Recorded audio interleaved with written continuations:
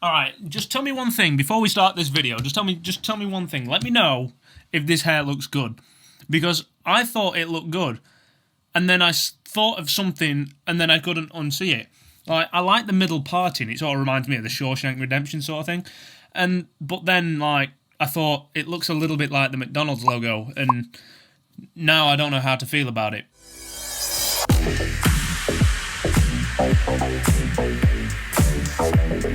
What's up everybody, my name is Morgan Woods and today I'm going to be gifting you my knowledge of the best cinematic vlog settings. Ever since Peter McKinnon started his YouTube channel, every single person on YouTube wants to get a little piece of that PM B-roll, that PM vlog, that cinematic look to their videos. So I'm going to be here today to show you and tell you how you can do it.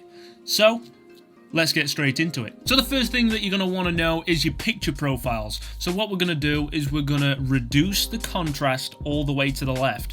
This means that we're going to get more dynamic range. Dynamic range means you can see all the highlights and the shadows. Not one of them, you don't have to pick and choose which one you want to take a look at. So the shadows will be evenly exposed and your clouds will be evenly exposed. That's why we reduce contrast. So the next thing is your sharpness. Just take the sharpness and shove it all the way to the left. Personally, I like a much softer looking image, plus we can always add sharpness back in post. Saturation, I would desaturate the image just by two little notches, just so it isn't as full on, like you don't have those full on Canon colours, those full on Sony colours, Panasonic, whatever camera you're using, you don't have those full on colours. So when you get into editing, you can just adjust them just ever so slightly so that you can have it how you want to look. So that's picture profiles out of the way, let's go into your actual settings. Now your actual settings want to be, these are the golden rules, by the way. This is a golden rule. I didn't invent it, but we all stick to it. Cinema is always shot in 24 frames per second. It just looks the most normal with the motion blur. Now, we also use a rule called the 180 rule. That means that we do a 180 degree on our frame rate. So if our frame rate is 24 frames per second or 25, then you would pick 1/50th of a shutter speed. So that's what our setting wants to be, 1/50th for the shutter speed. We want a low aperture as well, f2.8. The blurrier the background, the more cinematic, the more professional your video is going to look. Now onto ISO. ISO is a very tricky one because you can either go all the way down to 100 if you don't want any grain, or you can put it to your camera's native ISO. Now what this means is your camera will have an ISO that it performs best at. My camera performs best at 400 and gives me the best dynamic range. I would advise that you find out what your camera's native ISO is and set it to that. Personally, I set mine to 400. Please bear in mind that the more that you raise that ISO, the more grain that you're going to introduce. I would stick to somewhere between 100 and 400 ISO. Now a little extra tip for you here for exposing your video, I would also use the histogram. So if you have a histogram on your camera, I would highly advise using it. This will tell you whether or not you're exposed correctly. If it's over to the right, that means you've overexposed your image. If it's in the middle, it means you've perfectly exposed your image. If it's all the way over to the left, that means you've underexposed your image. So try and stick somewhere in the middle. Now I know what you're thinking. So to keep these settings when you walk out your door of your house, everything just goes completely overexposed because it's broad daylight and you've just set your settings to let in quite a lot of light. Normally we would crank the shutter or crank the aperture to try and stop light from getting into the camera, but in doing so we're actually throwing away all that cinematic goodness that we just had. So to keep the cinematic goodness, we are going to use something called an ND filter. ND filters, and I'm sure you've already heard this, are sunglasses for your camera. They stop light from getting into your camera, allowing you to keep all those settings exactly the same. Keeping the 1/50th shutter speed, so you've got that perfect motion blur.